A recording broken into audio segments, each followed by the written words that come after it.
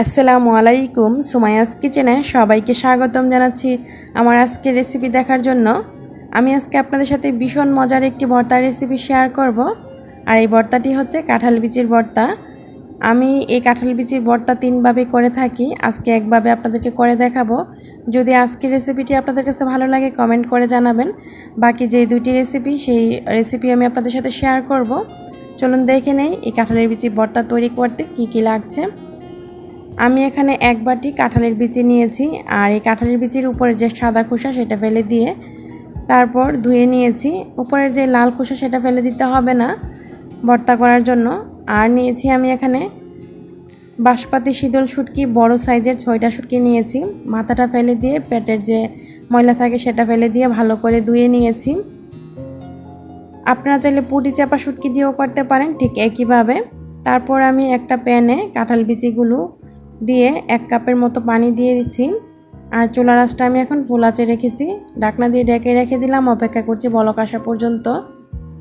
কিছুক্ষণ পর যখন বলক চলে এসেছে তখন চুলার আঁচটা আমি মিডিয়াম টু লো আঁচে রেখেছি আর ঢাকনা দিয়ে ঢেকে অপেক্ষা করছি কাঁঠালের বিচিটা সিদ্ধ হওয়া পর্যন্ত। কাঁঠালের বিচিটাও সিদ্ধ হয়ে গিয়েছে আর পানিটাও এভাবে শুকিয়ে গিয়েছে। পানির পরিমাণটা এমনভাবে দিবেন যাতে করে কাঁঠালের বিচিটাও সিদ্ধ হয়ে যায়, পানিটাও শুকিয়ে যায়, পানিটা যাতে না থাকে বেশি। তো আপনারা নিশ্চয়ই দেখে বুঝতে পারছেন বিচিটা কিন্তু খুব সুন্দরভাবে সিদ্ধ হয়ে গিয়েছে। এখন আমি এই কাঁঠালের বিচিগুলো নামিয়ে নিয়েছি।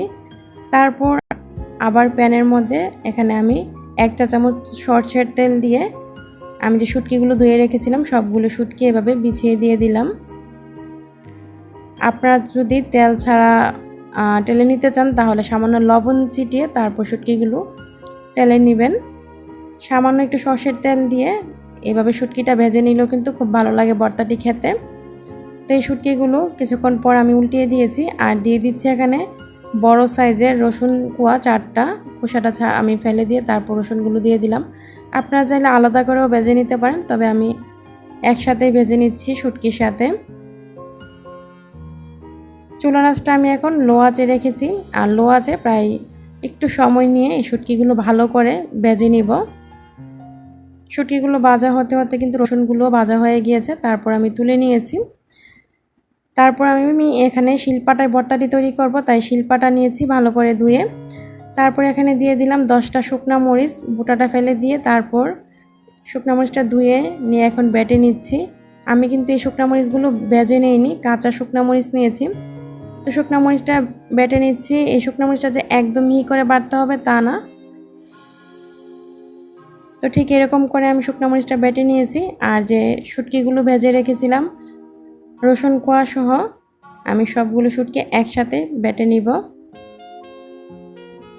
শুটকিটা কিন্তু অবশ্যই ভালো করে মিহি করে বেটে নিতে হবে। আর আমি কিন্তু শুটকিটা ভাজার সময় কাঁটাগুলো, মাঝখানের যে কাঁটাটা সেটা ফেলে দিয়েছি। তারপর শুটকি, মরিচ, রসুন সব কিছু একসাথে আবার বেটে নিচ্ছি। বেটে নেওয়ার পর যে কাঁঠালের বিচিগুলো ভেজে রেখেছিলাম কাঁঠালের বিচিগুলো এখন দিয়ে দিচ্ছি আর এভাবে বেটে নিচ্ছি। কাঁঠালের বিচিগুলো যে একদম মিহি করে বাটতে হবে তা কিন্তু না, ঠিক এইভাবে করে আমি কাঁঠাল বিচি সবগুলোই বেটে নিচ্ছি। একটু ভালো করে লক্ষ্য করলে বুঝতে পারবেন আমি কিন্তু মিহি করে বাটছি না। সবগুলো কাঁঠালের বিচি যখন বাটা হয়ে গিয়েছে তখন আমি এখানে মাঝারি সাইজের 4টা পেঁয়াজ এরকম 2 ভাগ করে তারপর একটু ছেঁচে নিচ্ছি। এগুলো কিন্তু মিহি করা যাবে না, এরকম ছেঁচেই নিতে হবে। তারপর দিয়ে দিলাম এখানে স্বাদ অনুযায়ী লবণ। তারপর পেঁয়াজগুলো আর লবণগুলো সব কিছু একসাথে এখন আমি মাখিয়ে নিলাম আর একবার বেটে নিব।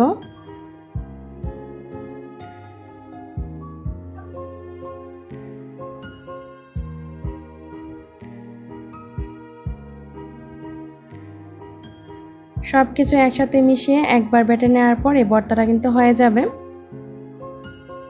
আপনাদের যাদের কাছে শিলপাটা নাই, দেশের বাইরে থাকেন, তারা চাইলে ঠিক একইভাবে ব্লেন্ডারও ভর্তাটা তৈরি করতে পারেন। তো ভর্তাটা কিন্তু হয়ে গিয়েছে, আমি এখন একটা বাটিতে তুলে নিচ্ছি।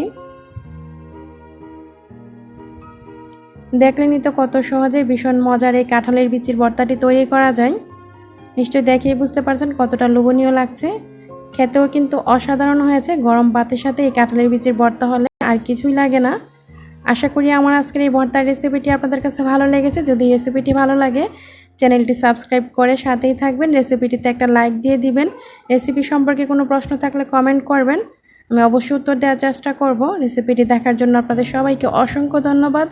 সবাই ভালো থাকবেন, আমার জন্য দোয়া করবেন। আল্লাহ হাফেজ।